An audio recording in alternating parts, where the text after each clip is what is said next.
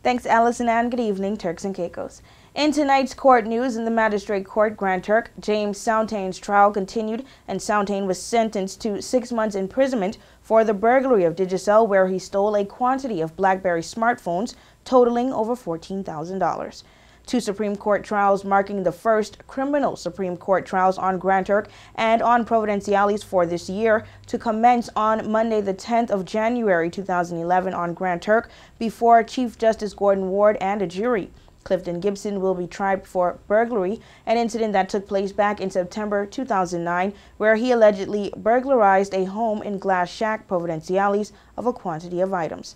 20-year-old Loran Prosper and 21-year-old Vincent Rigby will be tried before Chief Justice William and a jury for robbery and attempted robbery, an incident that occurred back in December 2008 in the Island Pride supermarket, Providenciales. The allegations are that the three men approached two Dominican nationals, namely Rosie Baptista and Myrna Rocha, in the parking lot while they were leaving the store. Both men approached the women with an imitation firearm, a cutlass, and a knife. During the robbery, one of the females screamed, luckily getting the attention of a tactical unit officer who was on duty doing routine patrol in that area at the time.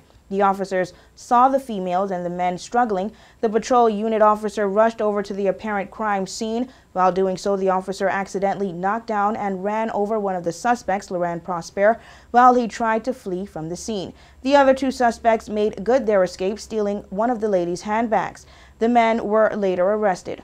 All three men were charged, Prosper and Rigby and 19-year-old Raymond Zahodnik, but Zahodnik was acquitted at the preliminary inquiry due to lack of evidence. They were all unmasked at the time of the incident. Prosper was released from prison after completing a 10-month sentence for burglary of David Bean's miniature golf club last year. We will continue to follow this trial. Well, that does it for tonight's court news. With a court report, I'm Amanda Miller.